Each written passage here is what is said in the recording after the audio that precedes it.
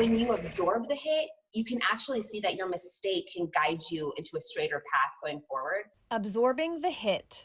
That's Courtney Webb, a QVC host and a skeleton athlete training for the 2022 Winter Olympics in Beijing. With COVID-19 postponing the 2020 Summer Olympics, canceling sporting events and gym facilities across the globe, Webb is using her athletic mindset and skills to adjust quickly. As an athlete, one of the things that we know we need to do, which is adjust and adapt and kind of juke.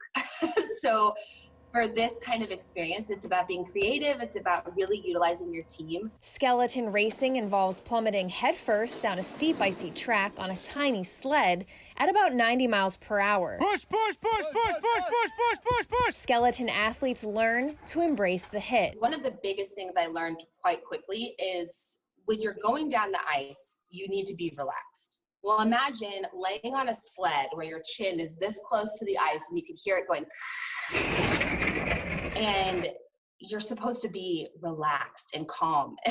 And that is just not what you would think of. And so that kind of taught me to, you know what, in stressful situations, take it back, like try to calm down. But then also when you, like, here's the wall, when you hit the wall, your idea for us is to deflect, right? You're like, don't go near it, don't go near it, like pull away. Well, if you do that on a skeleton sled, you actually drive yourself into the wall more.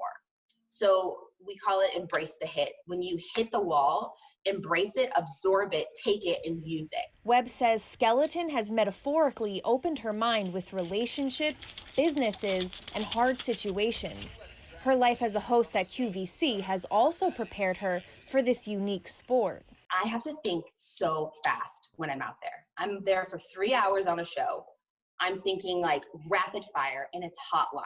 And hot live means there's no delay. So if I say something or do something ridiculous, America saw it, and you can't take it back.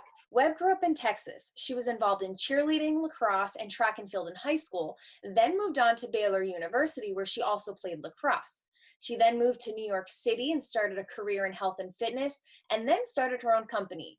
So where does skeleton fit in? Where was the transition of the sport she once played to speeding down the ice at 90 miles per hour?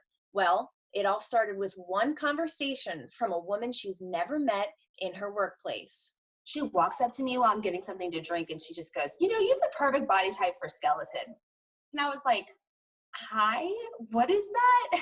And she just said, oh, it's where you go face first down the bobsled track at like 85, 90 miles per hour. And I was like, where do you do that? And she was like, oh, the Olympic Training Center. And I was like, you want me to try a sport I've never heard of for the Olympics? That woman happened to be Lauren Gibbs, a bobsled athlete who later won the silver medal at the 2018 Winter Olympics. And so it's just funny that I went back to my desk, I Googled skeleton and found out how you get into the sport. And I went to like 4 different combines, which is a fitness test where you do a series of tests to see how athletic you are. And I did terrible at all of them, like just epic fail.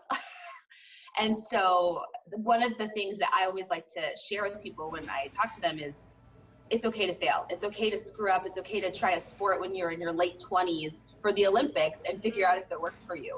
From a random interaction to training for a sport she never heard of, her journey to Beijing starts now. So 2022, you have 2 years before the Olympics, which is where I'm at right now. You need to do 5 races in 2 years on 3 different tracks. So that is like the typical path. Now with what we're going through, I don't know if they'll adjust some of that, change it, make it more accommodating for some of us. I have no clue. It really is going to be up in the air. And I kind of think right now, more than anything, just embrace the hit, like what we're talking about, and just redirect when they give us more information. Until those questions are answered, Webb will continue training inside her home with the help of her 2 coaches through Skyping and texting workouts. Webb is more than a host and more than an athlete. She's a mover and a motivator. I would definitely say the biggest word I could use is limitless. Don't limit yourself. Don't place limits. Don't let yourself even tell you what you can and cannot do. Try it. Yes, that was good. She says the second thing is to try the hard things. Sometimes the hard things end up teaching you more and you progress almost a little bit faster because you're kind of forced to. So don't be afraid of hard things. Webb says to put in the work expecting nothing will come easily.